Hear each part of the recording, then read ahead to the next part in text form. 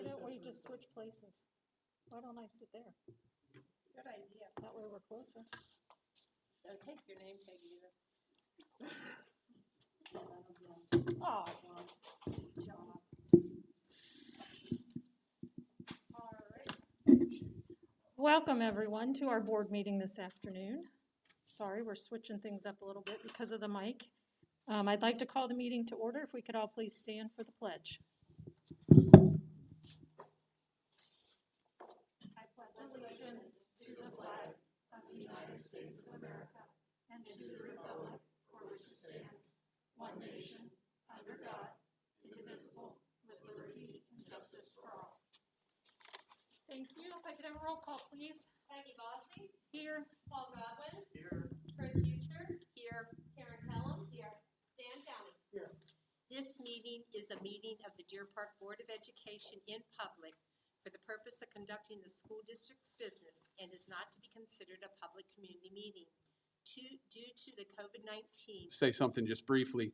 You'll see our setup. Last meeting, we had some comments online about the lack of being able to hear clearly.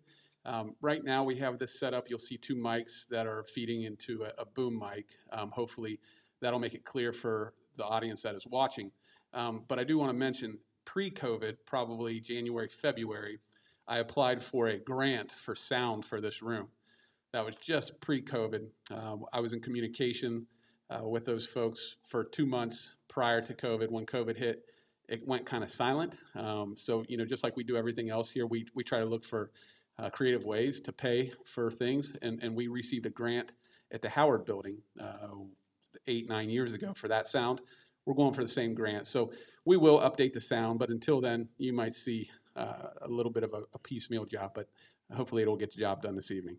So I did want to talk about the reopening of schools tonight.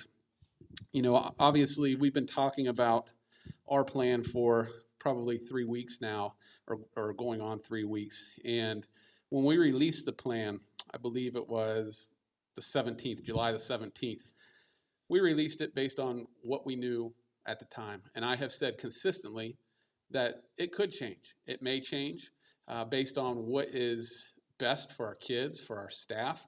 I've had a lot of feedback from the community, from staff, from administrators on the plan since we released it, which is to be expected. There's a lot of questions that you need time to process it. The community overall has been very supportive. I think everybody knows that there is no silver bullet to reopening schools amidst a national pandemic. But I met with the association, Deer Park Education Association, the president and vice president, I think it was last week, and they talked to our staff too. And obviously, our staff safety is of utmost importance to us. And they did a survey of the staff, and the staff talked about, one of their big concerns is social distancing. We hear that a lot. The Ohio Department of Health, as I've talked with them, they knew, and I think the governor knew, that when we were returning to school, if we were to return to school 5 days a week, full time, everybody here, maintaining a social distancing of 6 feet is impossible with the way our current classroom setup is. You probably need 2 classroom spaces to be able to do that. Even then, it would be pushing it. So the CDC, along with the Hamilton County Department of Health, some of the directives we've had from them, have said if you can't do 6 feet, try to maintain a distance of at least 3 feet. Even that is still, in some classrooms, a little impractical if you're bringing everybody back. So knowing that that was a concern and having those survey results from our staff, I shared it with all of you. And I know that this evening we wanted to talk a little bit about that and about those survey results and just how people are feeling about the return to school. When I looked at the survey, there were, I think, 46 of our association respondents to the survey. Of that, we were pretty close to 50-50 that said that they felt comfortable with the plan or didn't feel comfortable with the plan. We were pretty close to 50-50 on folks that felt safe and didn't feel safe. When we look at how we return to school, the survey results came out to be about 60% of those that responded. Remember, that's about 46 teachers, and I think we have right around 87 teachers that are that are here, and of those 87,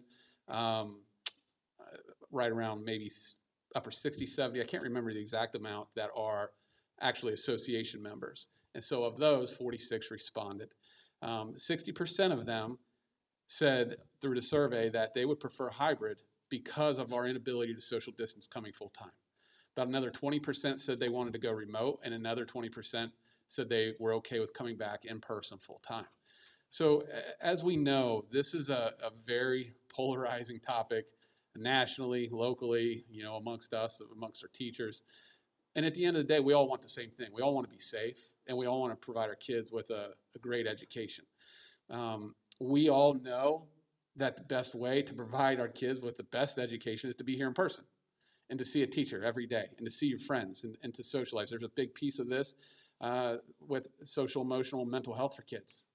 I've heard so many people talk to me, parents, friends of mine in the town that I live, just what impact this has had on their kids' mental health, not just their academic knowledge, but mental health, physical health, just their overall well-being. So there's a lot of things here that we're weighing, that we're thinking about. Since we're talking about surveys, I think it's important to acknowledge that our parents obviously filled out a survey. This is, I think, beginning of July. So it was early on. And out of that survey, we had over 600 respondents to that survey. And from that survey, about 60% of our parents said they wanted to come back face-to-face at the time without really many restrictions, no masks, things like that. Another 15% said they wanted to come back face-to-face full-time, but they wanted restrictions in place, distancing, masks, those pieces. So that comes at about 75% total that really want to come back face-to-face one way or another.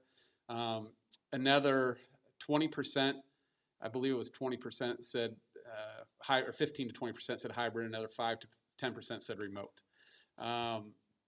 Right now, just so you know our numbers, we've had just about 1,000 up to today. Remember, we have about 1,246 kids, registered, enrolled in school. And out of that, we've had about 1,000 fill out their final forms. And those are due at the end of the day tomorrow. Out of that 1,000, we've had about 246 say they're going to choose a remote option for the first semester at least. So we're at about 24.6%, just so you guys know. And I did, just to break it down a little bit more so everybody has an understanding. In kindergarten right now, we have 85 students. Of them, 15 have said they would go virtual.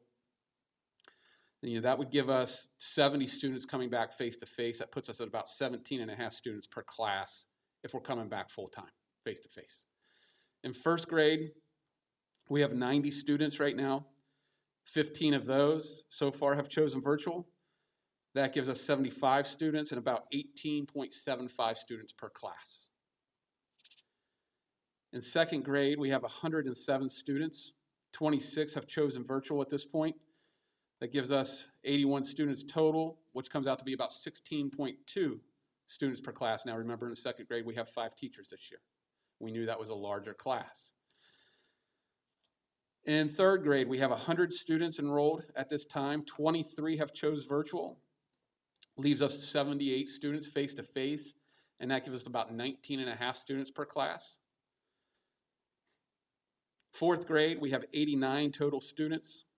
12 have chosen virtual at this point, which leaves us 77 students face-to-face, 19.25 students per class. In fifth grade, 90 students at this point. 12 have chosen virtual, leaves us 78 students for about 19.5 students per class. And in sixth grade, we have 100 students total. That number's actually dropped a little bit since last year. I think we ended the year last year with 108 or 107 students. We're down to 100. And that's pretty common, just so everybody knows. We have kids come in and out quite often, and some grade levels get more, some grade levels get less. But we're about 100 students.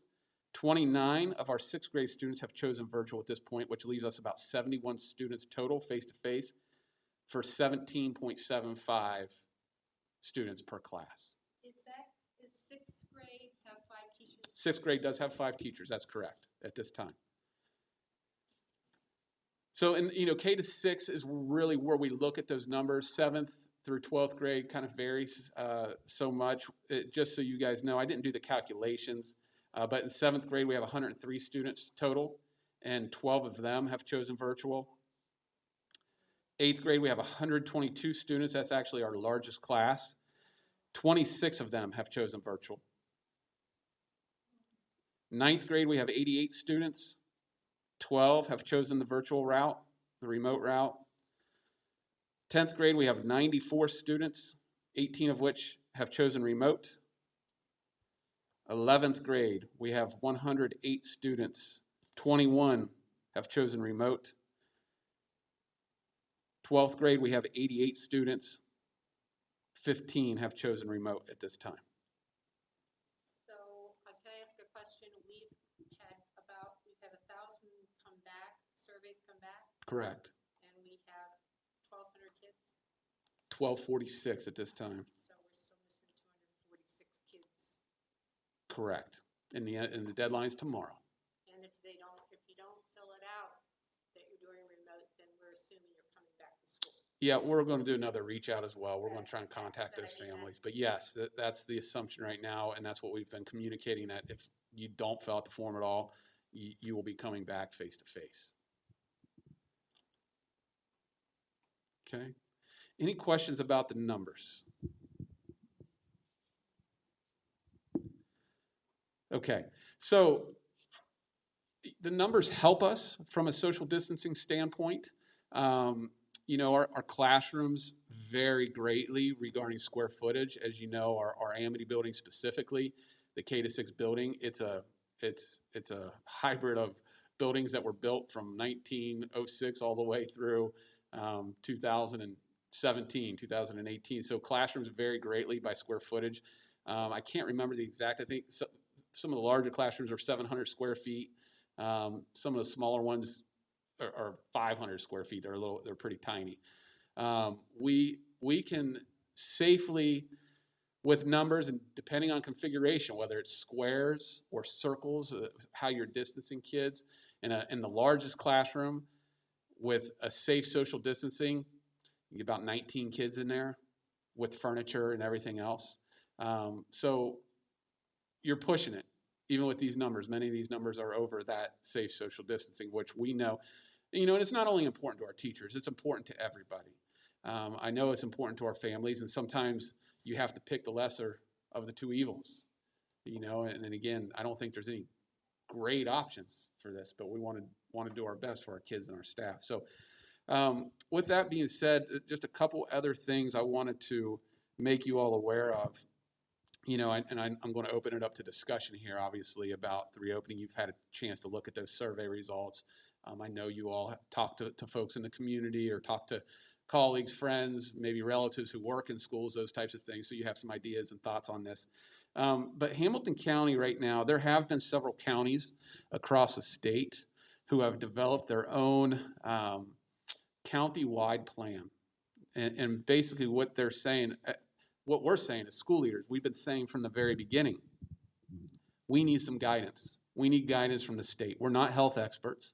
We are leaning on what the Ohio Department of Health has told us. We're leaning on what the Hamilton County Public Health Department, who's been great, by the way. You know, I asked them questions. They respond to me very quickly. We consulted them as we developed our plan. I'm in consultation with them multiple times a week, and they're very responsive. So I've had no problem with the leadership of the Hamilton County Health Department. And I'm not trying to point fingers or anything, but oftentimes when I ask them and tell them, hey, we need more guidance on this, they say, yes, we understand that, and we are waiting on more guidance ourselves from the Ohio Department of Health. And so, you know, I think today, one of you mentioned that there was a mask order today. And those are some of the things that we're talking about, because obviously school districts are kind of on an island of their own when they determine these mask policies. You know, again, there's no right answer. You know, I should say, some people feel the right answer is to wear masks all day, every day. Some people felt like the right answer was to not wear masks as much as we possibly can and still stay safe. Well, we've been asking for direction, and today we got it. The governor has required all schools, all children, grades K to 12, to wear masks. It is now a requirement. I don't know exactly what that means. The order is not up on the website yet, so unfortunately, I don't have a lot of details for you.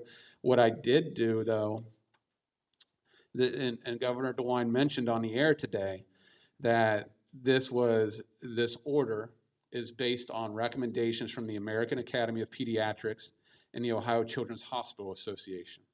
So I just want to make you guys aware of, I saw a tweet and I printed out their tweet of kind of their requirements of what this looks like. So I'm sure the order will be very similar, but I'm going to read this to you just so you know what it is and so our public knows what it is. It says the Ohio Children's Hospital Association and the Ohio chapter, American Academy of Pediatrics, join together in support of the wearing of face coverings, masks, in our hospitals, schools, and communities.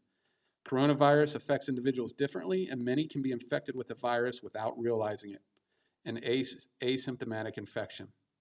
Wearing a face covering or mask reduces the chances of an infected individual passing the virus on to others, but only if worn properly, covering both one's nose and mouth. Use of a mask is an important component of COVID-19 control, along with regular hand washing and physical distancing. Families may have mixed feelings of their children wearing face coverings and masks and wonder if their child should be exempt from the practice. OCHA supports the AAP's and the Center for Disease Control and Prevention's guidelines for children's use of face coverings/masks. OCHA recommends all children wear face coverings/masks when returning to school, consistent with AAP and CDC guidelines, and specifically children in grades K to 12, with the following exemptions. Children under the age of 2 years, any child unable to remove the face covering without assistance, a child with a significant behavioral, psychological issue undergoing treatment that is exacerbated specifically by the use of a facial covering, e.g. severe anxiety or tactile aversion, a child living with severe autism or with extreme developmental delay who may become agitated or anxious wearing a mask, and lastly, a child with a facial deformity that causes airway obstruction. Beyond these categories, there are no diagnoses that warrant blanket exemptions from wearing a face covering/mask. Specifically, asthma, allergies, and sinus infections are not a contradiction for using a face covering or mask. Families may struggle to get their child to wear a face covering or mask. The challenges to accomplishing this for their child may lead them to seek an inappropriate exemption for the child upon returning to school. The AAP provides helpful tips to normalize mask wearing and make your child feel more comfortable. Wearing masks is crucial to prevent the spread of COVID-19. Almost all people, including young children, can wear face coverings and surgical cloth masks safely. So there's not a whole lot of wiggle room there. They're pretty specific about us wearing masks. Okay, so that takes some of that off the table. What I want to go back to is Hamilton County Public Health, like other counties, are working with the Hamilton County school districts to come up with some recommendations/requirements for schools. This is completely draft form. We had some conversation last Friday. We meet just about every Friday. We had another conversation this past Monday through a conference call. But there are a few things within the draft that we would have to do, social distancing being one of them. I know in our staff survey, the concern was not being able to social distance 3 feet. There were some comments in the survey that said 3 feet is just this made-up fictitious number that is meaningless. Well, I will say that the 3 feet does come from the CDC and from the Ohio Department of Health and the Hamilton County Public Health Department if you can't maintain 6 feet of distance. So it's not a made-up number. They say 3 feet of distance is better than 0 feet and 6 feet is better than 3. It's kind of the reasoning and the rationale that they use. But I did want to tell you, just to give you a heads up, that if Hamilton County does develop county-wide recommendations for school districts, we've been advised by our legal counsel that you should follow those recommendations, because otherwise there is quite a bit of a liability issue therein if you're not following the recommendations, even if it's not a requirement, if you're not following the recommendations. And you know that, again, that schools are different. We know that. Laughlin's different than Deer Park, which is different than Madeira, which is different than Lakota. And that's kind of the juggling act that we're playing here. Every school district has their different makeup, and so the rules affect each school differently. You know, the superintendent at Laughlin wants his kids in school right away because if every day they're not in school, they might be losing another kid to the streets. You know, that might be different than the reasons that Madeira wants to or doesn't want to be in school. They may say, look, our kids are pretty safe in our community. We want to social distance 6 feet. So that's kind of the problem with COVID and having blanket rules. I have a question. So if they're looking to do this countywide plan, and our teachers are coming back to school in 9 days, I'll repeat that. I'm sorry. Thank you. I was asking that the countywide plan, and our teachers are due back to school in 9 days. How long is it going to take for this plan to be written so that it can be utilized, or do you have any ideas on that? That's a good question. Obviously, there's some teachers that are going back next week. Some have already gone back. That's one of the $1 million questions. I don't think what they're saying that I've heard from them is quite different from what we are talking about. There may be some things with the color coding system, for example. That's one of the big differences. Right now Hamilton County has a color coding system: yellow, orange, red, purple. And in our plan, we say when we're in red, it could be possible hybrid or possible in person. When we say purple, we say it could be possible remote or possible in person. Again, it depends on how it's impacting 45236, our zip code. The plan that Hamilton County has right now that is, again, in draft plan, there's nothing finalized or formal there. Their red code matches us. It says in person or hybrid, but their purple says you will be full remote. So that's one of the little changes. I don't think there's big changes from what we have rolled out. And really, we can shift and maneuver based on what they're saying because it is so close. Really, what we need to decide is our current plan the plan we're going to go with, knowing how our teachers feel, okay? We know that our teachers do not feel comfortable with that. And at the end of the day, I've heard from a lot of parents who have, and rightly so, they only think about the kids, right? And we think about the kids too. Obviously, the kids' safety is important to us. But we also have to think about our adults in the building who, from the latest research, again, research on this thing changes so quickly, but the adults are more susceptible than our children. Now, that's changing a little bit. I think there's more kids that nationwide, I'm not so sure in this area or even in the state of Ohio, that have contracted COVID. But nationwide, you're seeing some more kid cases pop up. But we obviously really need to consider our teachers, because without our teachers, we don't have school. And that's another issue that comes up quite frequently. There was a camp in Georgia just 2 days ago. You may have seen it. I think they said 260 or 300 of the staffers and kids contracted COVID-19. If we have even 1 or 2% of our kids and teachers, we can't have school. Substitute teachers has been an issue for the 8 years I've been in Deer Park. And I think we've done better with it. We've actually recruited hard, and we have dedicated subs to this district. But we also have other things other than COVID. We have 2 teachers that are starting the year on maternity leave and 3 other teachers that are having a baby pretty close to when we start school. We have to cover those classrooms.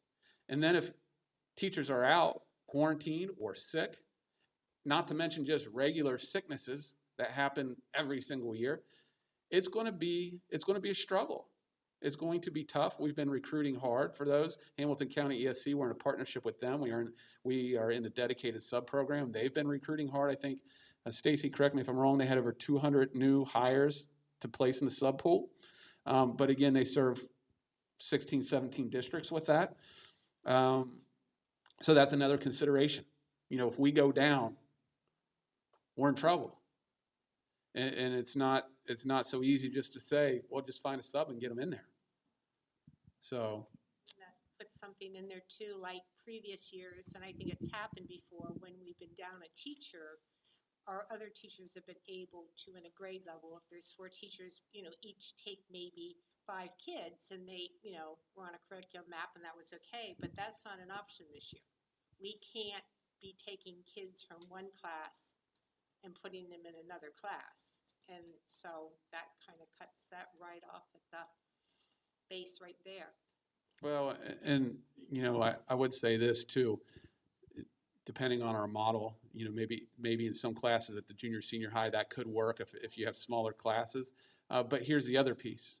And this is another concern that has been brought up by our association, which is a concern that as an administrative team we've brought up. When you're having teachers jump around from classrooms, we're trying very hard to keep our classes into what we call pods, but secluded from the other classes, because a big piece of this that has been stressed to us from the Hamilton County Public Health Department all the way up is if there is a case, we have to be able to contact trace. Meaning we have to be able to figure out who was within 6 feet of these students for 15 minutes or greater if a student or a staff member pops positive, because then they have to quarantine for 14 days. So we have to have strict seating charts. And again, if you have teachers popping around and the teacher is the one that's positive, now you're possibly exposing, instead of 15 kids, 30 or 45 kids, depending on how many classes they might cover. So those are all things that we think about. And every time, our administrative team has been working on this now pretty much nonstop since March when we left. And every time you peel back a layer of this onion, 5, 10 other things pop up, and you have to peel back, and you have to peel back, and you have to keep peeling back. So it's not an easy road to travel. Again, at the end of the day, we want to do what's best for our kids and what's best for our teachers. So with that, I'm going to open it up to all of you. I know you've seen the surveys, you've heard comments. Do you have any comments that you want to add to this? And I'll stop talking and pass this around.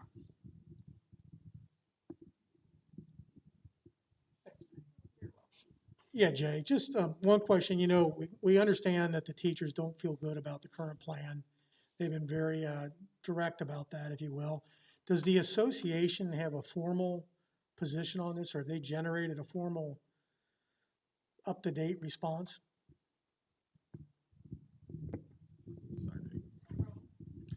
That's a great question. And I would say there's been no formal response. I took the survey as more of the formal response.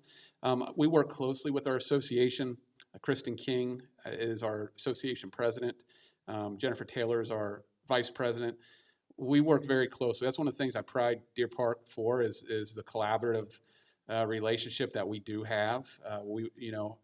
I share with them things and that concern us because I know they'll hear me and they'll listen. And I think they do the same to me. We're not filing grievances and going through arbitration and doing all kinds of crazy things. We work together. And so when she met with me and she shared the survey results and shared some of the concerns, I pretty much took that as their formal position.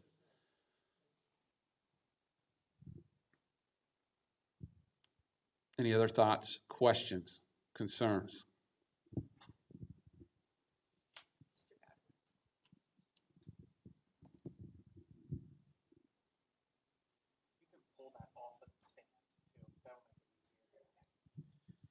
A couple items. One is, have we established I won't say end date, but a interim date on when we're going to reevaluate the situation with potentially changing from hybrid to, non-hybrid conditions within the. Like, for instance, are we going to review where we are at semester break and see if we're going to make a change or not? Yeah, Paul, right now, so we're currently coming back to school, 50% of the kids coming back August 24th and August 31st, both those weeks, with all kids coming September 8th. We will obviously constantly be reviewing that. Now, the question I have for all of you, again, the concerns that have been brought up, is that what we're going to continue to do? We are 3 weeks from when kids come back at this point, just 2 weeks from when teachers come back? And is that hybrid model for the first 2 weeks and in person with all kids September 8th and beyond, is that based on the latest kind of developments, things we're hearing from our staff, things that we're hearing from the governor and the Ohio Department of Health and Hamilton County Public Health Department? Is that the right plan? And if it isn't, what do we think is? Because what I would like to do is hear your thoughts and opinions this evening and really have a general direction after tonight of the direction the board is willing to go or wants us to go. I will then, again, talk with our administrative team, talk with our back to school task force and our association representatives to vet that out, and then we will make a decision. And obviously, we've got to do that quick because we have people coming pretty soon. Another question is more, well, it's not really a question, it's more of a statement. We've got a lot of details that need to be worked out. For example, when kids are coming into the building, who's taking their temperature? Who's recording their temperature? Who's making sure that they get to the right classroom? If they come in and they need to go to the John before they go to the classroom, who's taking care of that? Because we're not just, my understanding is we're not just turning them loose in the building anymore. And of course, the kindergartners have never been in the building before, so they obviously will need escorts. So how do we get this process of listing all the details that we need to come up with and making sure we got them covered? Yeah, those are good questions, Paul. You know, our building principals have been working hard with their building leadership teams to establish a lot of those details, and they have a lot of those details already written out. From the temperature, from the who's going to scan the temperature, what entrances they're coming in. Obviously, we need to communicate that with our public as well. But from a kindergarten, you mentioned something that I want to talk about. You know, this year is, and you'll hear me say this a million times, it's different. It's not business as usual. Things are going to look differently. They're going to feel different. I've been asked, and I believe it's on our FAQ. If it's not, we'll get it on there. But we've been asked about open house and meet and greet and those types of things. Obviously, we can't have those like we usually do. You know, we're trying to limit the number of people coming into our building, especially the number of people that, adults, I should say, visitors to the building.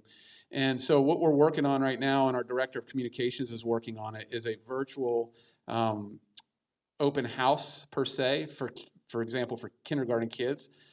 Being able to use both our drone and our cameras that we have, coming in the front of Amity, coming in through the doors, looking at the lobby, coming down the hallway and seeing your kindergarten teachers and our kindergarten teachers being able to say hi and introduce themselves.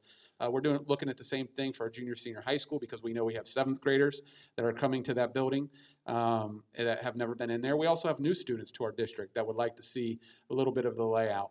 You know, it's not going to be as thorough and as personable, but we're going to do our best to create something that is engaging and really innovative. And I know Jake's started to work on that already, and we hope to have that released, obviously, before the start of school. So there are things like that. You talk about bringing a kid to a restroom. You know, we're going to be all hands on deck.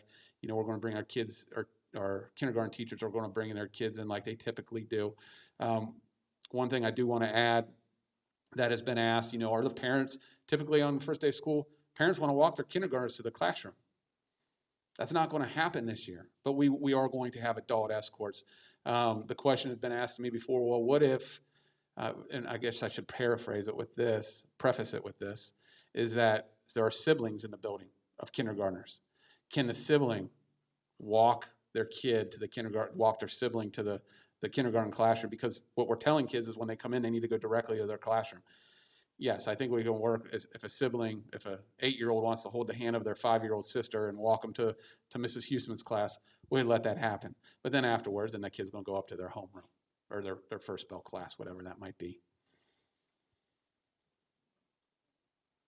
Have we figured out how much additional cleaning we're going to have to be doing and how we do that, for instance, between class changes? Yes, we do have, and Mr. Conover, our director of, or maintenance supervisor, I should say, has been working with our building principals on the cleaning schedule, which we actually, I've seen it on paper for Amity, and I know he was working with Mr. Hartley on the high school cleaning schedule. To answer that question, we do have a schedule, and there are going to be time, again, that's going to look a little different. Our custodians have been involved with so many different things throughout the day in years past, and there might be a little give and take. Some things might not get as done as much. We've also talked about this, and I've talked about it with Melissa, I believe, but there may be, I know I've talked about it with Mr. Conover, but we may have to hire a part-time guy during the day for a couple hours to help us with those things, and we're committed to doing that if it becomes a necessity. Just so you know, just a couple of the points I wanted to talk through with the draft of the Hamilton County Public Health Department's plan and cleaning. They say deep cleaning of facility spaces must be done daily and only when students are not present.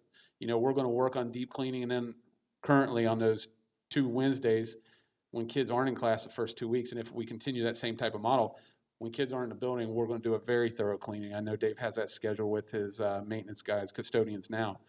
Clean and sanitize high contact area every 2 hours. Okay, and again, this is going to be recommendations. This is what we're going to abide by. And we're talking about things like doorknobs, bathroom faucets, etc. Clean and sanitize desks, tables, and chairs after each use, especially if there's different kids coming to that. We talk about the use of materials, shared materials. And in our plan, we said we're really trying to limit that. But desks are shared materials. And while we're trying to limit that, we also know that there's going to have to be some disinfecting and cleaning between kids using those types of things. Require staff and students to wash their hands. I should also point out this was a fault of our original plan. This is something that we've talked about over and over again as an administrative team, but we didn't highlight hand washing in our original plan and the importance of it. And that is going to be the backbone of our plan. That's something that we're going to stress at both buildings. There's going to be signs in the buildings talking about the way to properly wash your hands, the steps that you should go through, that you should do it for 20 seconds, fronts and backs. Our teachers are going to constantly restate those expectations all the way up from kindergarten all the way up through high school. So that is a big piece of that. So I just wanted to add that. Even though it wasn't in our plan, that doesn't mean we're not promoting hand washing. Obviously, we're promoting hand washing in a big way. So require staff and students to wash their hands or use sanitizer at the following times. I will say this, hand washing is much more effective and more important. Hand washing actually gets the germs off the hands, where sanitizing kills the germs that are still on the hands. So at the following times, when arriving and leaving home, arriving at and leaving school, after playing outside, after having close contact with others, after using shared surfaces or tools, before and after using the restroom, and before and after eating or preparing foods. Provide sanitizer in each classroom and in high traffic common areas. We are doing that. Materials are already here. Dave has already taken care of all that. Provide tissues in each classroom and in common areas. We're going to do that. Ensure students have and keep individual school/art supplies. Again, we talked about limiting shared supplies. This year we can't do that. Typically teachers ask for so many supplies and then just pass them out to the class. We're not going to be able to do that this year. And it says teachers should not gather these at the beginning of the year to provide classroom sets. But, you will still need your own individual school supplies. And there are some manipulatives that we've talked. I know I've talked to some of you about, for example, Bridges Math. Our curriculum has some shared materials that kids, will have to use at some points. What the CDC, or not CDC, the Hamilton County Public Health Department says, if you are going to do that, you need to either wash your hands before and after or sanitize before and after. And it says avoid sharing of items that are difficult to disinfect as well. So if it's something that's a piece of paper, you can't disinfect, it's hard to do, but a hard piece of plastic, you can disinfect that. So I kind of went in depth on your cleaning and disinfecting, but we do have those schedules and we will be following those Hamilton County Public Health recommendations. I think we're actually going above and beyond those. One more thing. Have we gotten any response about the potential changes to the filtration systems at for air conditioning? No, that's a great question. So we had talked about those HEPA filters. They do not make HEPA filters for our filtration system. HEPA filters, for those that aren't sure what, or don't think I'm speaking a foreign language right now, they're very thick filters that kill any viruses or bacteria that go through those filters. To be able to kind of prevent that without being able to have HEPA filters, they're suggesting obviously to open doors and create the circulation within the school building. Our filters do catch virus, bacteria. It doesn't kill them, and it's not 100% effective. That would be a challenge with the current circulation system. There are UV lights. To buy UV lights that for all 150 pathways in cost us near $75,000 to do that. So there are solutions, but again, that hasn't been a recommendation of the Hamilton County Public Health, and I don't know any school that is doing that at this time. Thank you. Mm-hmm. Do you have a few comments? There's a couple things that I was going to go down that I'm sure that would spur some conversation, but go ahead, Ms. Huster. I do have a couple questions here. I kind of would like to know what the opening schedule is. I hear that the high school might start at 8 o'clock. I hear the high school might start at 8:30. I'm curious about the scheduling there. I'm curious about, especially with kids coming in, do they come in to get breakfast? Do they take it to the first bell room with them? And lunch times, how that's going to kind of work at the high school. And the entrances that you'll be utilizing at the high school. I also know, and I don't know if any of these people happen to be the ones that aren't coming, but I know that we pushed AP classes a lot because we feel like our kids need to be doing that. And I know that Ms. Godwin has 30 kids in her AP language class. So to me, I'm looking, okay, how are we going to be doing that? I'm looking just at the idea of kids in the hall, those kind of things. And I know you probably have a list of this, and I'm by no means, shape, or form I'm judging you on it. I just feel that many of these questions are out there, and I would just like, if you have those answers on it. Can you stop there so that I can, because I'm going to forget all those questions. I do want to comment on a few of them because they're actually on my list as well. You mentioned the junior, senior high school start time, and then you also asked about lunches and how that's going to work.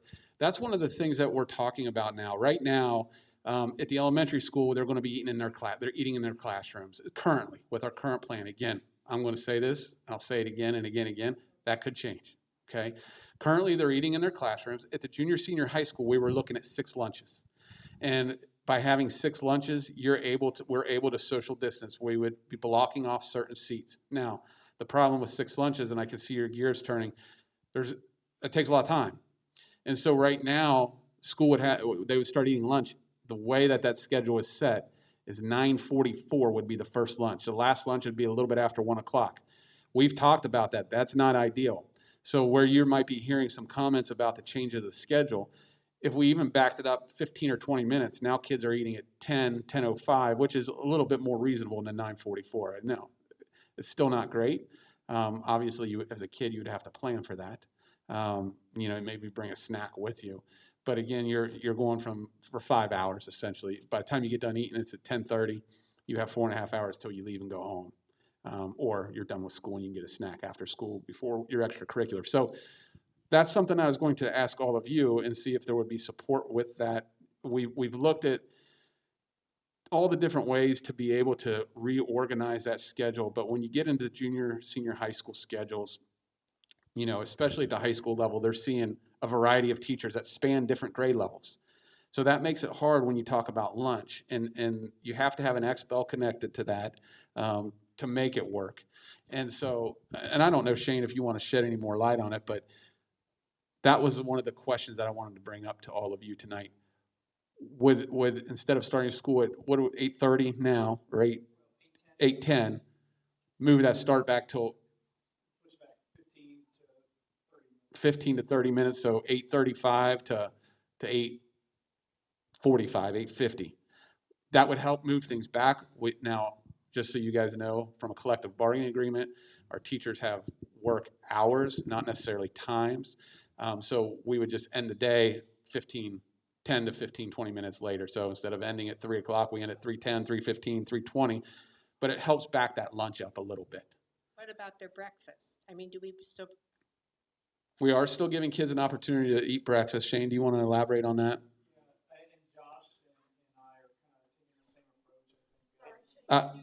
Yeah.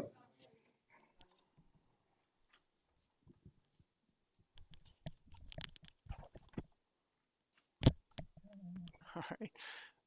Josh and I were gonna kind of take the same approach, and we worked with our with Mary Lynn, head of the the food director services. You're right, that question of how do kids come into the building and get their breakfast, and then we in the morning, our cafeteria, we open up around 7:30, and that cafeteria gets packed. So then how do you limit and say, oh no, you're not a breakfast, but we want everyone to have access to it. But then we also had the other idea of having breakfasts delivered to classrooms by our cafeteria. Well, the teachers, and rightly so, said, well, do we really want our students eating and breathing, with their mask down in their classroom? And how are we going to get that much time? And what if a student comes in right before school starts? How are they going to get time to get their breakfast? So the idea that some of our teachers came up with, which I think we're going to roll with, and again, seems to make sense, is that we would give 5 lunches, kind of like we're doing now at Amity, the lunch pass out. I'm sorry, breakfasts. We'd give out breakfasts at the beginning of the week on a Monday. After school would be a grab and go. You signed up, you're getting breakfast, come grab it. Now you have it for 5 days. Now we know how kids are, especially, junior high, high school, teenagers. They're going to have to ration that out, and they're going to have to make it last as best as they can. But that was the most efficient way we could find so that kids could have access to their breakfast, and it was time efficient, and it was a way to not spread the germs. thank you for sharing that, because Yeah. I think these are kind of good questions as parents are sitting at home thinking about what their options are. I guess the other thing is, I heard at Amity that you might let out kids at different times. And before Josh speaks, can you just make sure you hold your mic close to your mouth? Okay. Because Okay, hard to hear. so that, I'm just curious, I heard, and I didn't hear it from teachers, I heard through the grapevine of people must be sharing, that like Amity might be leaving at 2 different times, kids? So our finish time is going to look pretty similar to what it did last year, and this is where there's a lot of details that go into how a school day works regardless of COVID. And maybe Right. parents didn't even realize. So last year, just to speak about last year, we would have a kind of a staggered dismissal because we send kids to the preschools that are out there and childcare programs, and so to make those different deadlines, people get out at different times. It starts around 3 o'clock, and technically our finish time is 3:15. But so our kindergarten and first graders are out there a little bit before everyone else to get through the building to also help with that dismissal in terms of cars, and then we have our walkers go next, and then we have our pickup that occurs. So kind of a 15-minute swing is how long that dismissal process is on a regular basis. We're looking to try to continue to emulate that. Obviously being more selective with what are the pathways we're taking so we're not crossing paths as much as we can. Can we utilize exits that take us outside quicker? And still thinking through how do we keep, especially our little ones, distanced from each other while they wait, because it would be the end of the day, and, they're tired, and they're little kids, and they like each other. And so how do we, those are the challenges that we're working through. Well, I was kind of curious on that too, because, I noticed that last year that older siblings would come down to the kindergarten and first grade classrooms to pick up their siblings to be able to walk out. And again, that's bringing kids into a classroom that I'm not really, fond of that happening. So Our somewhere else. This is the work of our back to school task force, and Okay. that's made up of our teachers. You know, they know the ins and outs of the day and how things work, and so exploring options for maybe it's where we take our youngest ones and they go to our first grade ELC and they wait to be picked up by those siblings that are leaving on their way out. Okay, those are just the safety issues there, okay? And then I'm gonna hang this up in one question. Well, I have one more answer. Well, I don't know about an answer, but a statement to one of your other questions. You talked about classes with large class numbers at the junior, senior high school specifically. And you're right, you know, we every year sometimes we have classes with 6 kids, sometimes we have classes with 31, 32 kids. You know, some of those big classes oftentimes are a band class, okay? And so I've asked Mr. Hartley, not doctor yet, Mr. Hartley, to really work with his counselors. You know, one of the things we want to do is see what numbers we had come in from what students chose remote learning, to see how that thinned things out. But then we need to continue to thin those numbers out, because you're right, having a class of 31, 32 kids, that's just, you know, when you talk about any type of social distancing, it's not practical. So we do need to do that. We're actively working on that, and that'll change. Hopefully, you know, working on it now, we'll have a better idea at the end of the day tomorrow once we have all those numbers in, and where those kids can go, where they can come from. We've talked about band and choir at length over the last few weeks. One of the first meetings I had when I came back from vacation in early July was with Ms. McNally and Mr. Suddendorf to talk about band and choir. And, you know, right now, band and choir is one of those topics talked about all over the state, because it is a performance class, and kids, when they're singing, they're actively projecting, purposefully projecting, and that is one of the nightmare scenarios when you talk about spreading COVID. When you're playing instruments, obviously, when you're blowing into a brass instrument, you're projecting, you're spreading those germs, those virus germs. So right now, we're really thinking about what choir and band look like. And when I met with them again yesterday. I met with them along with Mr. Dreward and Mr. Hartley. And I think Dr. Orso had a different meeting at the time. But we met to discuss continue brainstorming what those classes could look like this year if you're not performing. Right now, the recommendation from the health department is if you're performing in those classes, that you have at least a minimum of 10 feet of distance. Now, obviously, within the classroom, that's not possible. I've heard of schools that are renting tents and putting them out on the field, and wherever their district is, wherever their building is, and spreading out chairs 10 feet and allowing them to perform somewhat.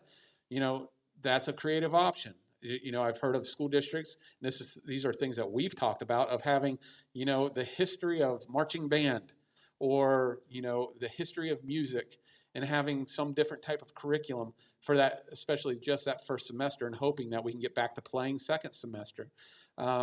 You know, so to be very honest, to be candid here with the board and our public, you know, we've talked about, you know, do we hold on sixth grade band for a year?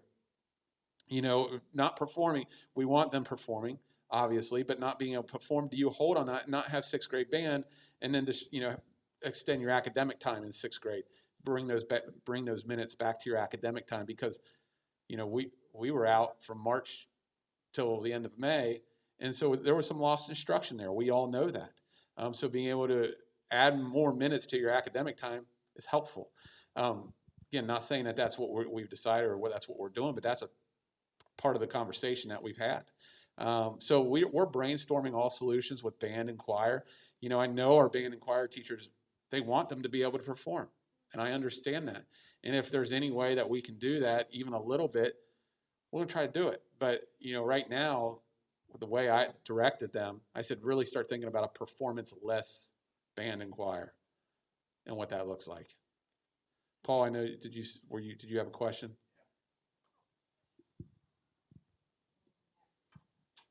A couple of things come to mind. One is, how are we going to deal with CommuniServe? So CommuniServe, and this is something that Tim Hubbard's working on actively, but again, we're limiting visitors to our buildings, Amity Elementary in particular. You know, I've talked to Mr. Hubbard, and he understands that that's probably not going to be practical again this year. A lot of their volunteerism is at hospitals and nursing homes. that's obviously off the table. You can't do that. So what he's looking at right now is coming up with a project-based learning curriculum, and in the CommuniServe class, really what they would do is do some research on what project that they would want to do in second semester and develop the action steps to launch that, and then do it second semester if it's possible.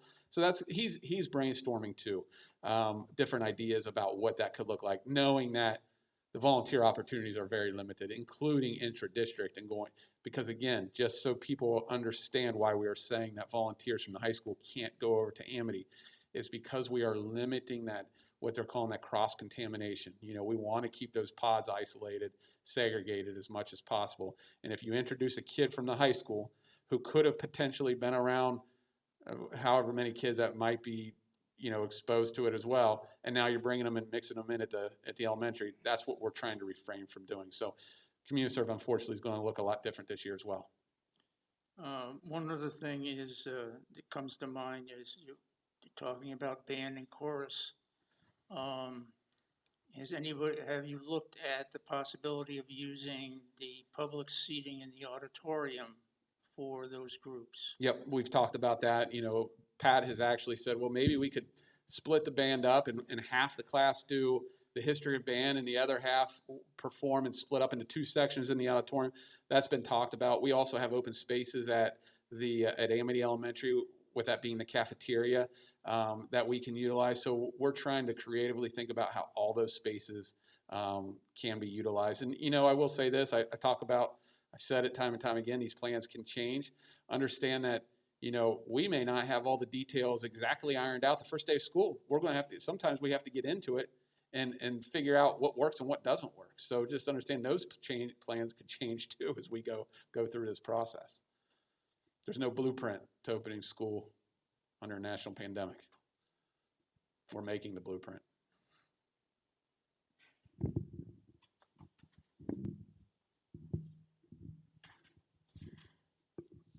So at the beginning of this whole discussion, your question was, what are our thoughts about moving forward with the plan? And my thoughts are, educating children is an essential business, that parents chose to come to school, you know, for their kids to come to school because they feel, and we all agree, that our teachers are the best, and that's where the kids need to be. However, I do understand the numbers concern. So my thought would be, if you are considering hybrid, if that's something that we need to discuss, parents really need to know how that's going to look, because they're going to have to figure out the 2 or 3 days that their kids aren't in school where they're going to be. So to me, all these details of all the little things, while very upsetting to parents and to kids, we want to know every little answer about how everything's going to run. To me, those aren't as important as, am I coming to school? What time am I coming to school? And when am I not in school? And if I'm not, where am I going to be? And how am I going to be learning? Because I'm assuming the online, if you chose remote, elementary was 5.5 hours you have to log. So if you're not in school, if we are hybrid and you have 3 days where kids are remote, or, you know, they're at home, they still are required 5.5 hours, correct? So how is that going to look? And I know you need this back, but just one more comment. I'm not giving it back just yet. Don't forget your answer there. A lot of thought has been put into elementary, and I think, you know, you always think of the little kids and worry about them, and I know a lot has gone into the high school. We just haven't heard as much about the high school, but knowing high school, they're changing classes 7 times. So that's something to kind of consider too, and how would that look if we go hybrid? Put arrows on the floor. There you go. Okay, I'll let you answer now. Thank you. So, great question. What's hybrid going to look like? And you mentioned the 5.5 hours, and I believe high school was 5.75. Am I right, Dr. Orso? And that is in our remote learning plan. So this is an actual interesting, I think, still lack of, I don't want to say direction, but almost a bug from Ohio Department of Education. Okay, in the past, you had to basically you had to submit a hybrid learning plan. And that was, if you're going to do, for example, a lot of school districts on snow days, they did what are called blizzard bags. We've actually done that in the past here as well, where kids work at home. Okay, and that's a hybrid model. You're in school some, you work from home some. What we did in the spring, mixed with in-person, was really a hybrid model. We did a lot of in-person, and now we're at home. Well, you can't submit to the Ohio Department of Education. You cannot submit a hybrid plan and a remote plan. You have to submit one or the other. When you submit the hybrid plan, our requirements don't pertain to that plan, because they know teachers are giving kids work at home, and while they're teaching during the day, they're going on to Schoology, getting their assignments, or they're working on the assignments that the teachers posed. So, for example, in our plan, at the A group being on Monday and Tuesday, if that was to continue and we went hybrid for an extended period of time, they would have work to do Wednesday, Thursday, Friday. But it's not necessarily logging on, so you don't track that. So the hybrid model, the hours, you were exempt from the hours, okay? And initially, we had submitted a hybrid plan to the state. But knowing that there is a real possibility at some point there is an outbreak, or we have too many kids or teachers quarantined that we would have to go remote, and maybe remote for the year, even to start the year, we thought, to hedge our bets, let's turn in a remote learning plan, which allows us to offer the online portion, Apex, Accelerate Education. So we turned in a remote learning plan, but we had to rescind our hybrid plan because ODE will not let you submit both plans, which is interesting to me. Because obviously our hybrid model is significantly different than what we're offering for our remote learning plan for the kids in K-5 who are taking Accelerate, or kids grades 6 through 12 who are taking Apex. So the question that you posed, and you said, obviously those kids are going to be responsible for 5.5 hours today if we end up going hybrid. I wouldn't necessarily say that as fact, because in the old hybrid plan, that was not the case. Don't know what that's going to look like because we don't have direction from the Ohio Department of Education yet. We do have a remote plan for our Apex and Accelerate Education students, those who have chosen to go virtual. So when you ask how it's going to look, I want to, and I know that's been a question that many parents have had. Well, especially those first 2 weeks, well, how do I know what the A groups and the B groups are? And we have a tentative list, okay? And really, we were waiting for the numbers to come in from the school choice survey to really give us a better idea.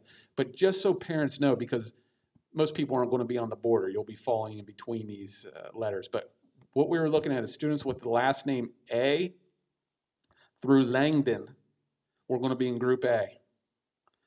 Lang, L-A-N-G-E, we have a student with the last name Lang. Lang through Z is Group B, okay? That'll give parents some idea. Now, maybe that shifts a little bit. Instead of Langdon, it's A through Lang, and then, M through Z. But parents will have a general good idea. A through Langdon is Group B, or Group A. Lang, L-A-N-G-E, through the letter Z is Group B. So that's going to be those first 2 weeks.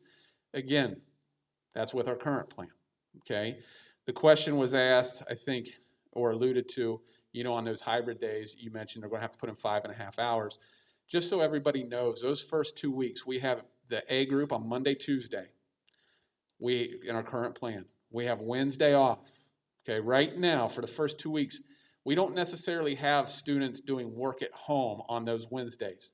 And that's because essentially, week 1, we won't even have seen the B students to give them the Wednesday work. And really, what we want them to just get back into the school routine. Our Wednesdays will be refining our practices and our structures and our routines within the building from a teacher standpoint, and doing our deep cleaning from a custodial standpoint. And then Thursday, Friday, we have Group B. So that's going to be week 1 and week 2. All kids currently are coming back September 8th in our current plan. If we were to extend and say, let's do hybrid learning for at least the first quarter or first semester, kids then, beyond those first 2 weeks, they will be responsible for work. You can't just come to school 2 days and then do nothing else. There is going to be work that our kids are responsible for. If you're in the A group and you come Monday, Tuesday, there is going to be work responsibilities on Wednesday, Thursday, Friday. Not necessarily a login hour commitment like our online students are doing for Accelerate and Apex, but there is going to be work requirements for those days. So just kind of an FYI, and so people understand and know. Good. Okay. So, can you hear me? Okay. All right. So, is it going to be, we're going to hand out laptops again? Or is it going to be paper where you got to scan it in, or are they allowed to bring the paper, the hard copy back, and then hand it in to the teacher? It's a great question, Karen. And, last year when we went remote for those last 3 months of school, we gave a laptop to every kid, okay? If we are in a hybrid model, you're going to have, especially elementary kids, coming into school Monday, Tuesdays. If they're taking their laptop home, they're going to be responsible for having that and then bringing that back again the next Monday, Tuesday. That's what we're currently thinking about. We know that there may have to be some adjustments for kindergarten for 5-year-olds, right? Or, 6-year-olds, 7-year-olds in first and second grade. But our current intent is for a kid to have the device at home to be able to do some work. We're also looking at specific different devices for kindergarten kids because we also know, it's hard for a kindergarten kid who doesn't know how to read to type in a password, right? Now, that brings me to my next point, and Dr. Orso has talked about this regarding remote learning. We have what we call learning coaches. And learning coaches are really the adult in the house who is going to be able to help that student through their Apex or Accelerate education curriculum. The learning coach is going to be vital, and we've stressed that in kids who have chosen and families who have chosen the online learning component, they realize that. If we go hybrid, there's still going to have to be a learning coach helping to support those kids, kids, especially younger kids, logging on to their laptop if that's if that's a necessary requirement. Structuring their time to work on their work to get it done in time. There's going to be a shared responsibility, and I know that's different, for some families.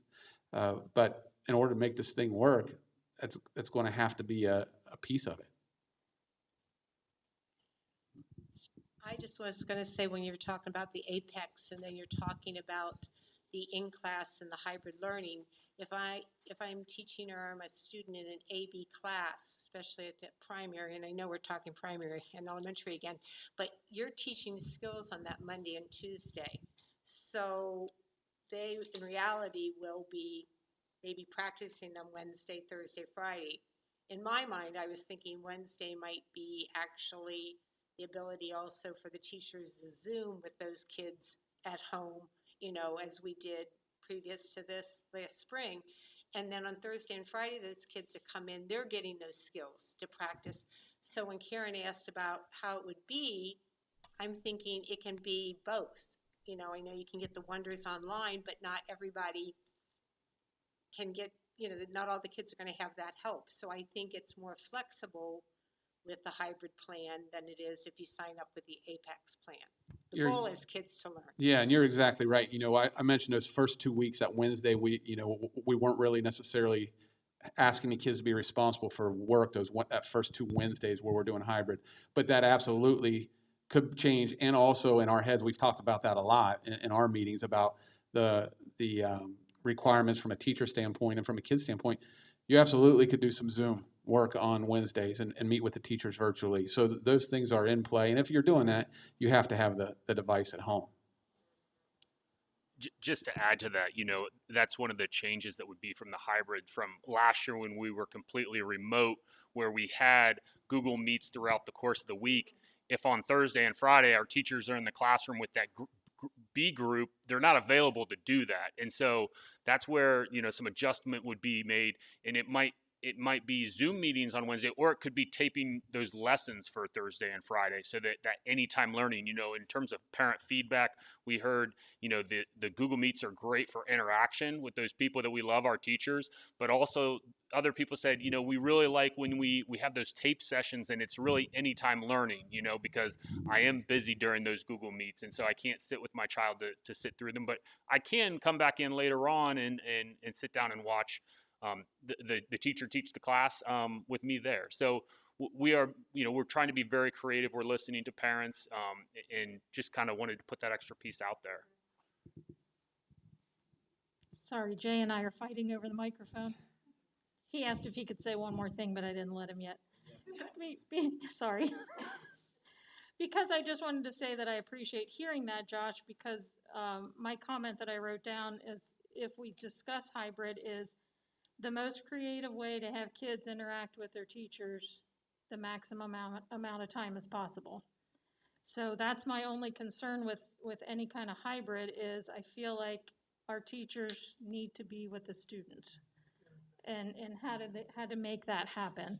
So that's been my biggest concern of do we want to just go 5 days a week? And yet I understand. So is there a way these 20 kids per class, can we spread them out and make it work? Do we have enough aides? You know, whatever. I know you guys have thought all of that through, but my big push is the kids need to be with their educator as much as possible. And to that, one of the things that I wanted to address that's a kind of a subset of this whole hybrid model and this whole plan, and again, sorry, junior, senior high school folks, but I'm going to talk about elementary school. One of the really challenging parts to this is our kindergarten students. A lot of them have not ever been in a school setting, okay? And, you know, especially today with the, you know, our mask requirement, our mask policy was pretty strict. Pretty much at all times during the day, kids were required to wear masks. And we said initially, it's required at all times except for in the classroom if they're working by themselves and they can adequately space themselves 3 feet or greater, we're going to give them an opportunity to take their face mask off. That changed today when the governor required masks K-12 universally, okay? But as we think about kindergarten students, and I know, you know, we're going to have some kindergarten students, 5 and 6 year olds, and this could apply to first and second, maybe even some third grade students as well. But for kindergarten students, when we're socially distancing, you know, we've taken a lot of, and I know you might have a question about this, Ms. Huster, but in the elementary, some of the rugs are gone. And, you know, and I asked a question about why that was, and that's because we need to be able to spread the furniture out to be able to distance our kids. And so, you know, one of the things I talked to one of our kindergarten teachers about today is in kindergarten, you pretty much change up what you're doing all day long every 20 minutes to keep the kids engaged, to be able to keep them on task, to be able to keep them on target, because you know how little kids are. I mean, they're all over the place, and that it's you know, typically the rule of thumb is an activity for as many minutes as they are years old. So you really want to do an activity for 5 or 6 minutes and then switch. So it's going to be very different and very hard because now we're asking kids 5 years old, 6 years old, to not only wear their masks, but pretty much sit in the same spot all year. You know, the learning centers and the different things are gone, and for right now. And so as we talked through this with our kindergarten teachers, we batted around a couple ideas, but one proposal that I thought was a very good proposal, and I know, you know, there's pros and cons to everything, and especially when you put your parent hat on, there might be more cons to this than not. But, you know, as a district, we committed 4 years ago now to offer full day kindergarten at no charge, which is pretty much unheard of. And we've been doing that the last few years, and I think with great success. You know, the recommendation or suggestion that was made, well, what about for 1 year, we go back to a half-day kindergarten? Same number of teachers, but now you're socially distancing these kids, and they can come 5 days a week.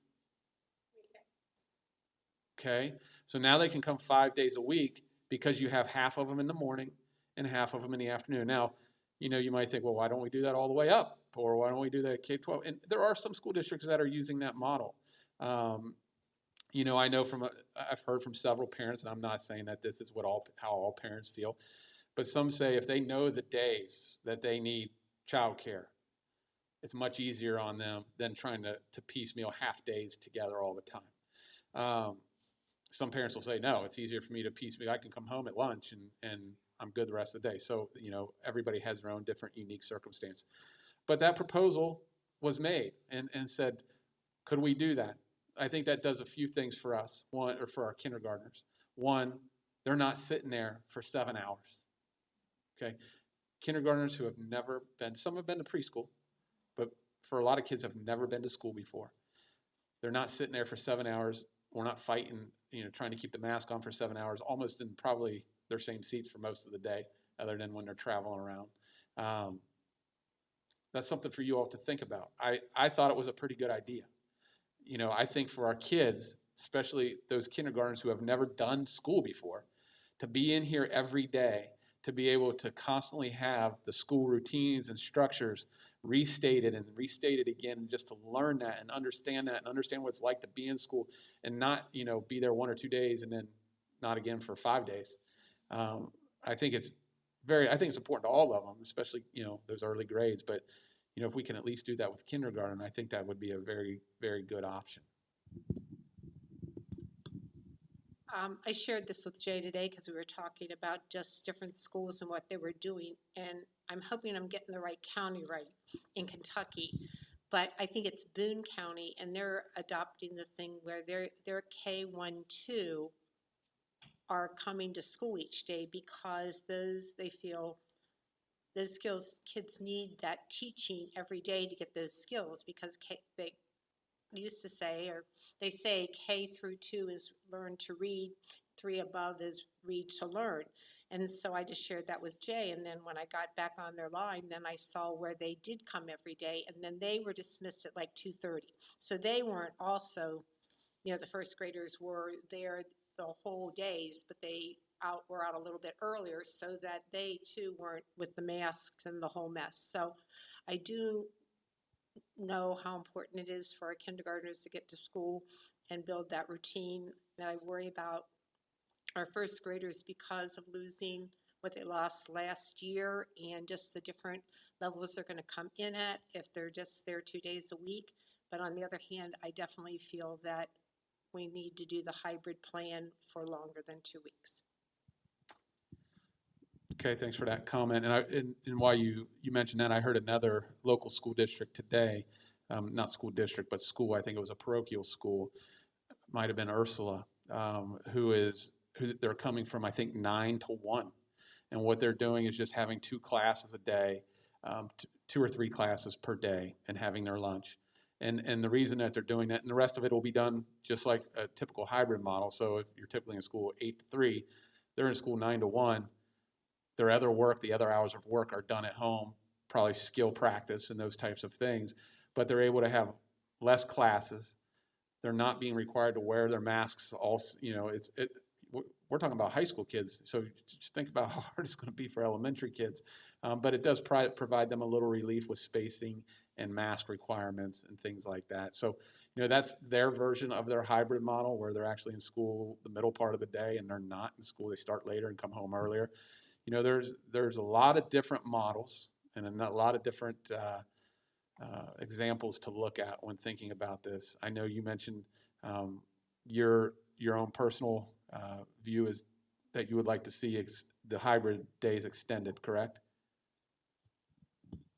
I think at this point in time, with what's going on, I think it's almost necessary because we don't know what the future is going to hold. And I guess this is what I'm going to say, is that if we go to a hybrid model, our kids are going to have a relationship with their teachers no matter what. Whether they're there 2 days a week and they do office hours and Zooms on Wednesday, they're going to form a relationship so that 6 weeks from now, that all of a sudden we have to close because of the pandemic. And I talked to Jay, and Jay said, we might have to be off 2 to 3 weeks. I think that by having the hybrid model and we're off and then we can come back, if our students have formed relationships and our parents have formed relationships with the teacher, and the teacher says to them, okay, we are going to be coming back a week from Monday. I am confident in the safety of this. I am confident that we can do learning. I think those parents are going to be more willing to bring their kids back than if we would just choose to do remote from the very beginning. I've heard 2 different things. One thing that you said, Mrs. Huster, and one thing that Mrs. Bossy said. Mrs. Bossy talked about the importance of our kids being in front of our teachers and being here. And you reiterated that as far as building the relationships with our teachers. And when you talk about a hybrid model, you are able to implement that social distancing of 6 feet or greater. And to Mrs. Bossy's point, we want our kids in front of the teachers, and maybe extending the hybrid gives us a better opportunity to keep our kids here and in school longer for a longer period of time, rather than coming back September 8th, bringing all kids back. And then, you know, I look at what's going on right now with Major League Baseball. I look at what's going on with that camp in Georgia. You know, I see them coming back, and everybody wants to come back and go full go. Even the NBA. I know the NBA is doing a little bit better than Major League Baseball right now, but the NBA, they're in a bubble, and they're still having cases pop positive. But if we were to come back full time September 8th and have, you know, 10 or 12 kids positive, a teacher or two, now we're looking at most likely shutting it down for at least 14 days and going remote. And now we don't have our kids in front of our teachers like we want to. So that's something to think about. And, you know, I hear both of your comments, and to me, you know, that really has my gears thinking about that extension of hybrid, and maybe that is the best option. Again, we want our kids here. So the best option is for coronavirus to go away and let's go back to normal school, but that's not happening right now. Well, you know, you and I both believe that by come October, we would be yellow. The other thing I'm going to just state, just because of what you just said, is that if we do hybrid, that's half as many kids in the class. So your teachers are going to have more one-on-one time and learning time with those 10 kids that they have daily compared to the 20 that they would have in the classroom. So those 2 days that they are there, they really will be getting stronger instruction, relationship building, and probably, in my mind, the teacher is going to learn them better, so they'll be able to literally differentiate their learning much quicker. Thank you. I'm really curious to hear other board members' opinions, thoughts, because again, what I want to do is take what I hear tonight and take it to our back to school teams, take it back to our association, and really vet out this conversation to come back with a formal recommendation to all of you that we can vote on. And obviously time is of the essence, so we'd have to do it rather quickly, but you know, we want to make the best decision here, and when there's not a so-called best decision, we want to make the best of the worst decisions, really.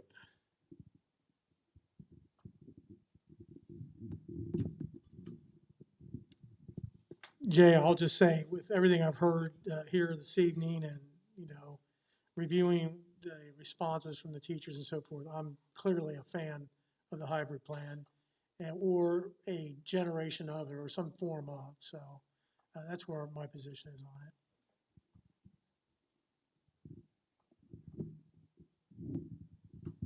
Thank you, Mr. Downey. This is something that I wanted to touch on, and something that Mrs. Bossy just asked me. She said if we decide that we're going to go extend the hybrid plan, will parents have an opportunity to refill out their school choice form? And we would allow that to happen. You know, I know from the parent feedback that I had, obviously, again, families and individuals are all over the map on how they feel about this. And a lot of families, a lot of parents had contacted me and also our administrative team and saying, you know, this is a really difficult choice, but we're going to go remote learning because we just don't feel comfortable with not being able to social distance. And if we go to a hybrid model for an extended period of time, I am sure there probably will be some parents that change their mind and say, I'm coming back. Or vice versa, they might say, you know what, that's too hard on my work schedule. If I can it's very predictable when my kid's going to be home, I know I need daycare or childcare 5 days a week, whatever, they might switch too. I think it would be less of that and more of those who selected remote coming back, but we would give parents the opportunity. It would probably be a little bit short in time. You'd have to get on there and change that choice pretty quickly because, as you know, we're getting close. But we would allow that to happen.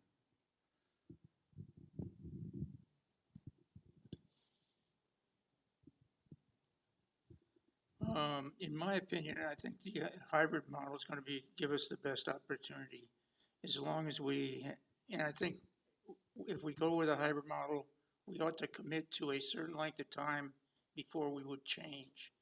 For instance, we could say, okay, we're going to stay there with a hybrid model through the first semester. And at the end of the first semester, or as we approach the end of the semester, we can make a decision as to whether we continue to do that or not. But that gives us a potential end date so that if parents want to look at their other opportunities, they've got that opportunity. Okay, thank you, Mr. Godwin. I would prefer like 5 days, but I understand that, I mean, if we come back and then we gotta shut down, it's not gonna be any good either. So, I mean, I'm fine with hybrid, but I would still prefer the 5 days, because I think Logan needs the 5 days of school compared to me yelling at him to do his schoolwork, you know, and get off the Xbox, so. And Karen, I appreciate you saying that. And I think you probably are a model for many of the parents here in Deer Park, because I think they probably all would feel, a lot of them would feel that same way, you know. And I think we all feel that being here and having the structure is very important for our kids. But at the same time, when you have to choose between, do you have that structure 5 days a week for maybe 1 or 2 days?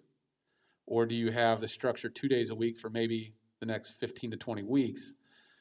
Again, you got to kind of weigh those options. And I think being able to be here in person for a longer period of time probably outweighs being able to be here 5 days a week, maybe for a week.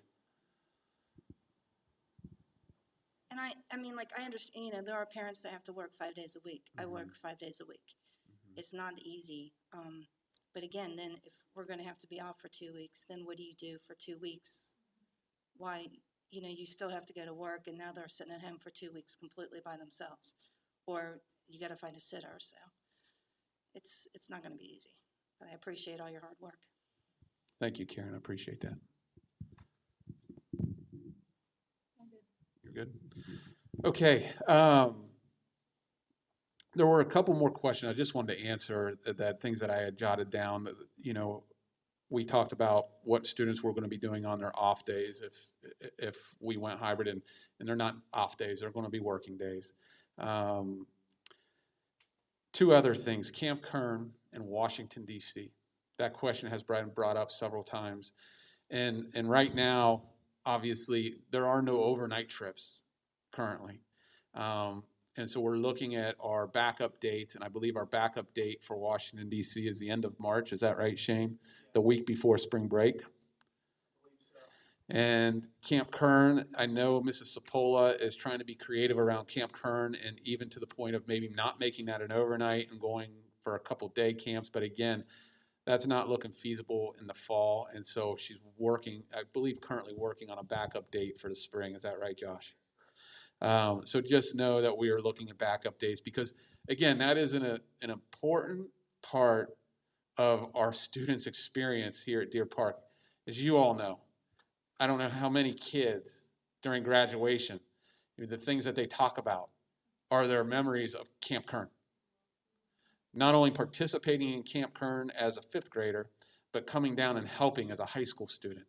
And that's a really, really important part of their experience. And so we're going to do everything we can to allow them to experience that. And so, you know, if we can't go this fall, we're going to push our backup dates to the spring. And you know, if we can't go into spring, we're going to try to make this thing happen. Again, I said this to Pat Bauer the other day, but what we all are trying to do, and what the entire country is trying to do, is we're trying to outmaneuver a virus that can't be outmaneuvered until it's eradicated. And so it's an impossible task, but you know, we're going to do our best. And I have a pretty good feeling. I know where, based on all your opinions, where you stand and where I'm going to go from here. Again, I'm going to meet with our back to school task force. I'm going to meet with our building leadership teams, our principals, our association. And I hope to come back to you guys with a recommendation over the next, hopefully by the end of this week, that we may need to have a special board meeting. I had 2 things I wanted to say. One, I do believe we probably need a board meeting next week, because I think this is really important. And I don't want to put any administrators on the spot, but I would just be curious if you'd be willing to share what you think about the plan that you think fits best right now. And just to add one thing before any administrator might share, we may need a board meeting this week. Okay. So would anybody like to share, or you just want to keep that close to the vest? They're all jumping at this really quick.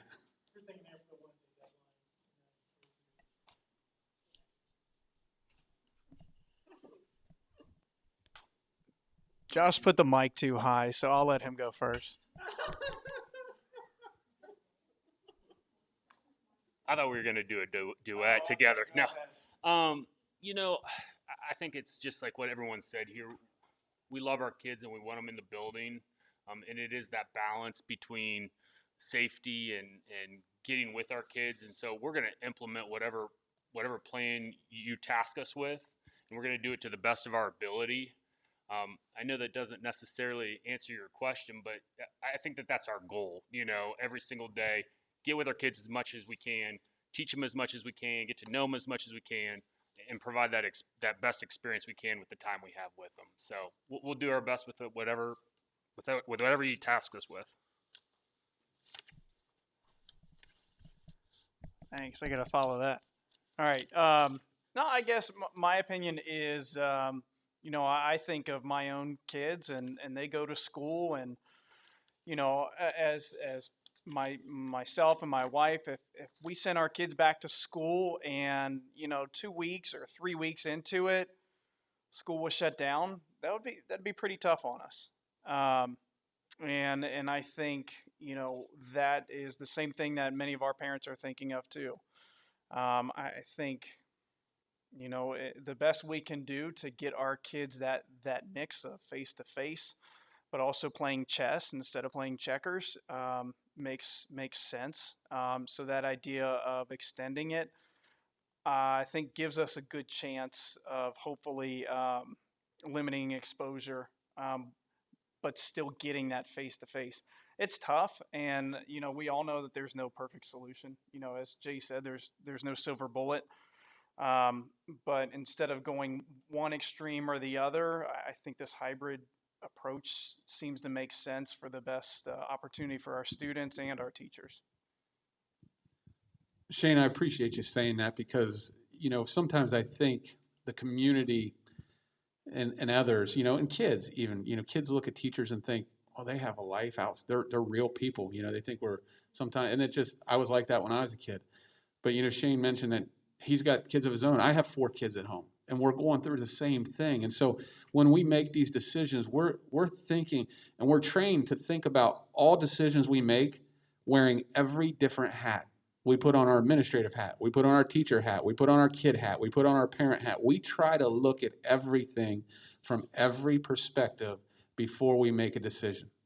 And so, you know, that is, we wrestle with it. We wrestle with it at home. And you know, I have a daughter who's going to be a junior, a daughter who's going to be an 8th grader, and I have 2 daughters that one was going to be going into her 2nd year of preschool, and one was going to be going into her 1st year of preschool. They were going to be in the same class. We got word last week that preschool was canceled, you know, which my 4-year-old was devastated because she wanted to be the one holding her hand and bringing her into class and showing her the ropes. My junior and my 8th grader, they want to get back to school in the worst way. They're tired of being home with dad. And they, you know, it's hard to have an educator as a father, you know, because we're a little more of a taskmaster, I guess, sometimes for some things. I'm sure all your kids probably feel the same way. But they want to get home. They want to get to school. They want to get there desperately. And they know that's in flux right now. My current home district's plan is to come back, not until September. We don't start school until September. Once again, districts are different, a little different dynamic there. There is no air conditioning. We're fortunate here in Deer Park to have air conditioning. They're trying to wear masks. Initially, we're going to be wearing masks in August in buildings that has 0 AC. So everybody's dealing with it differently. We know that, but I think that's a great perspective to bring up, Mr. Hartley, that, you know, we're humans too, and we're dealing with it just like everybody else. But, you know, with that being said, I think this is important. I've said this to a couple board members, and I've said it to a couple of my administrative team today. But one of the things that I think it's important for us adults to remember, and I retweeted, if anybody's on Twitter and follows Twitter, you may have seen my retweet, but it came from Lakota District Parent Council. It was their account 2 days ago. And I'll just, the last portion of this tweet, which is what I thought was really good, but I'm going to read the whole thing. It said, what if we all looked at our children and simply said, things are different, but it's going to be okay. We'll get through this together.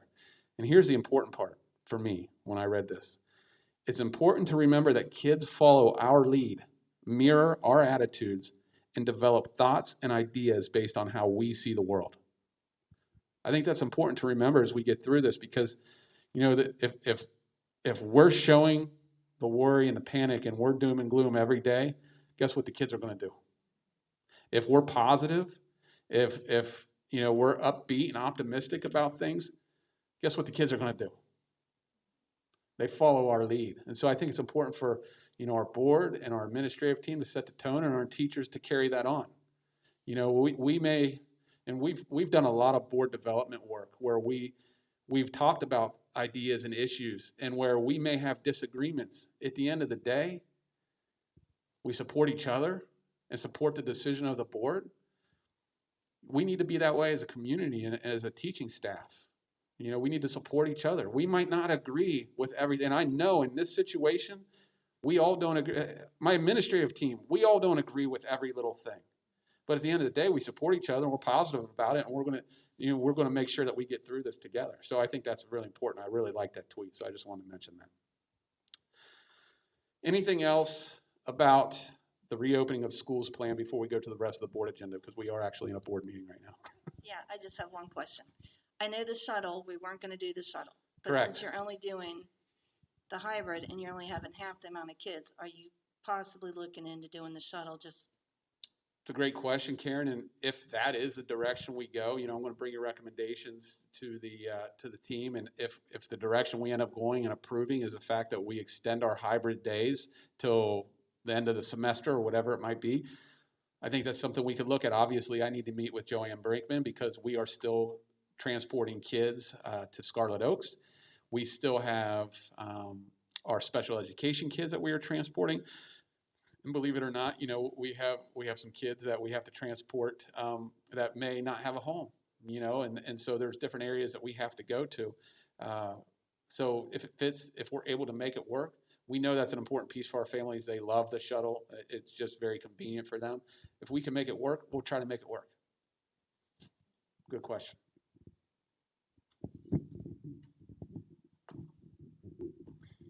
Thank you. We are on to recommendations of the superintendent. Okay, I just have a few recommendations this evening. The first recommendation is for the approval of the district's remote learning plan for submission to the Ohio Department of Education per House Bill 164 requirements. Second. Any questions or discussion? And just to clarify, I mentioned this before, but this remote learning plan is what we have to submit for our kids who are working on the online platform Apex and Accelerate Education. All those in favor of approving the remote learning plan, please signify by stating aye. Aye. Any opposed? Motion carries. Thank you. My next recommendation was going to be to approve the revised calendar. I'm going to table that for now, based on feedback today, and then I'm going to go to our teams, come back to you with another recommendation. So I'm going to table that next one. So my next recommendation is going to be in regards to Neola policy. I'm going to ask you to approve the new policy 8450 on protective facial coverings during pandemic epidemic events. Any questions or discussion? Does it follow the current plan, Jay? So the question was, does it follow the current plan as of today? So the current plan as of today from the governor is that all kids are required to wear facial coverings, just to make sure that everybody understands what the new policy. I'll give you the highlights from the new policy. During times of elevated communicable disease community spread, the superintendent will issue periodic guidance through Board of Education plans, resolutions in alignment with public health officials and/or in accordance with government ethics, and including any pandemic plan developed by the district's pandemic response team under policy 8420. School settings can be a source of community spread. Wearing face mask coverings is especially important during these times. It can help mitigate the risk of exposure from person to person. I'm going to go through and actually talk about the requirements, just to give you the basics. Face mask shields will be provided by the district to employees. Alternatively, employees may elect to wear their own face coverings if they meet the requirements of this policy, as well as any requirements issued by state or local health departments. In addition, the board may require that students in grades K-12 shall wear a face mask unless they are unable to do so for health or developmental reasons. efforts will be made to reduce any social stigma for a student who, for medical or developmental reasons, cannot and should not wear a mask. If face mask coverings are required and no exception is applicable, students shall be subject to disciplinary action in accordance with the Student Code of Conduct, Student Discipline Code, and in accordance with policies of the board, and or may be reassigned by the superintendent to an online virtual learning environment if the superintendent determines that reassignment is necessary to protect the health and safety of the student or others. During times of elevated communicable disease community spread as determined by the board in consultation with health professionals, all students are required to wear masks while being transported on district school buses or other modes of school transportations. That's the gist of it, Mr. Downey, and the rest of it is basically following what we had put in our plan. Yes. Just a few things to note. Cloth face coverings, masks should fully cover the mouth, nose, and chin, fit snugly against the side of the face so that there are no gaps, not create difficulty breathing while worn, and be held securely through either a tie, elastic, etc. to prevent slipping. Facial masks / coverings generally should not include surgical masks or respirators unless medically indicated, as those should be reserved for healthcare workers, or masks designed to be worn for costume purposes. Face masks may not be mesh or see-through. That's something we talked about at the last board meeting as well. All employees' facial masks / coverings shall meet the requirements of the appropriate dress for staff grooming policies. A student facial mask covering shall meet the requirements of the appropriate student code of conduct, student discipline code, and follow policy 5511, dress and grooming. They do go on to talk about the exceptions to the use of masks, face coverings. We talked a little bit about that before. Use of face shields. Face shields that wrap around the face and extend below the chin may be permitted as an alternative to the cloth face mask covering with permission of the superintendent, as the board recognizes that face shields may be useful in some situations, including when interacting with students such as those with disabilities where communication could be impacted, when interacting with English language learners, or when teaching a foreign language, settings where cloth masks might present a safety hazard, or for individuals who have difficulty wearing a cloth face covering.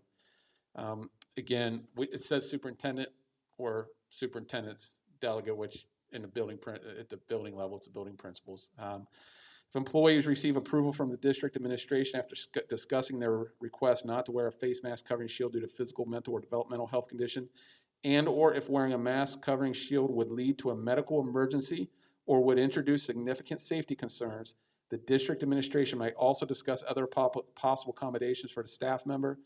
Such discussion shall follow board policies and guidelines under the ADA. And if there is an exception, we have to consult with the Hamilton County Public Health Department. Kind of give you a summary of the policy. Any other questions or discussion? All those in favor of approving policy 845001 on protective facial coverings, please signify by stating aye. Aye. Any opposed? Motion carries. Okay, thank you. My next recommendation is to approve the digital learning curriculum Apex Learning for Deer Park students entering grades 6 through 12 who are opting into online learning for one semester or longer for the 2020-2021 school year. Questions or discussion? All those in favor of approving the Apex Learning as our digital learning for Deer Park students in grades 6 to 12, please signify by stating aye. Aye. Any opposed? Motion carries. Thank you. My next recommendation is to approve the digital curriculum Accelerate Education for Deer Park students entering grades K to 5 who are opting into online learning for one semester or longer for the 2020-2021 school year. Questions or discussion? Dr. Orso, how many people came on yesterday to learn about the learning program? Repeat the question. So the question was, how many people came to the online question and answer session about digital learning? And the answer was just about 50 people engaged in the online question and answer with Dr. Warso yesterday. And that is on our website. The recorded version is on our website to view for parents that may have missed that. Any other questions or discussion? All those in favor of approving the accelerated learning for Deer Park students entering K to 5 who are opting for online learning, please signify by stating aye. Aye. Any opposed? Motion carries. Thank you. I do have a couple personnel items this evening. My first recommendation is to approve the employment of Trevor Shockey as a long-term substitute teacher for the 2020-2021 school year. Questions or discussion? All those in favor of approving Trevor Shockey as our long-term substitute teacher, please signify by stating aye. Aye. Any opposed? Motion carries. Thank you. My next recommendation is to approve Stacia McKeever for extended days, contract days for the 2020-2021 school year for up to 10 days. So moved. Questions or discussion? All those in favor of approving Stacia McKeever for up to 10 days, please signify by stating aye. Aye. Any opposed? Motion carries. Thank you. That is the end of my superintendent recommendations. We are now to the point where we are at board discussion. I know that there's something on here, but does anybody have anything before Jay starts with our board discussion?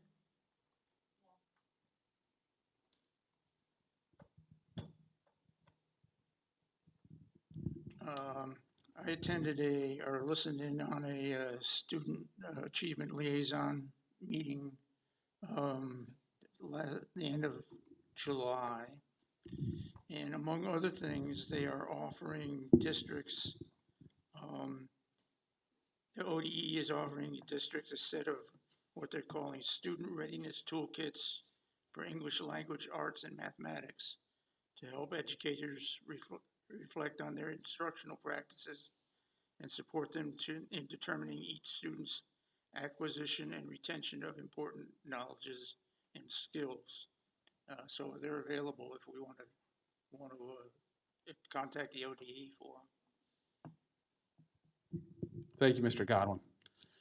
Anyone else before I go into my topic of conversation?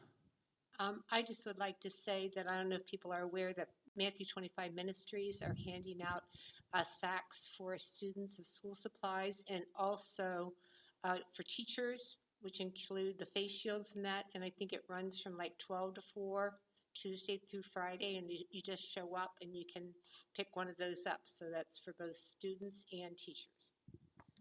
Okay, thank you.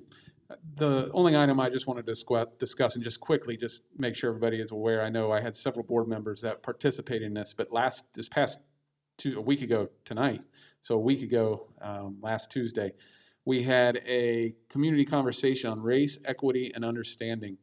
And it was moderated by Catrice Kate from Hamilton County ESC. We had a panel, the Henriquez family were a part of that panel, Callum Fowler, Charlie Vampel, and Alex Rivas, a student graduated 2020. All did an excellent job, but really what we did, I think we had 47 participants. We had 70 people actually RSVP for the event. We had 47 who were able to tune in that night and be a part of the event. But really it's our first attempt at starting the conversation in the community about a topic that's sometimes hard to talk about and sometimes, and most of the time, never talked about. And maybe part of the reason why we're in this position we're in today in society.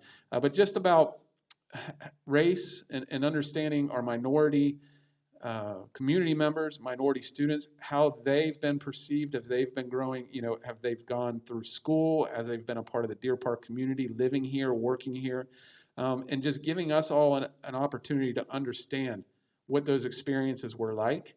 And then what we did is we heard from those panelists and we went into breakout rooms where then we discussed what those things meant to us, the things that we were hearing. How did that affect us? What did we think about it?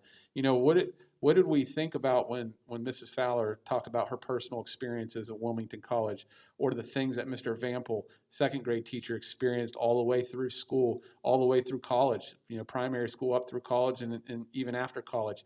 Things that we don't think about, that people we work with, interact with every day, the experiences that they have, and how it's formed who they are.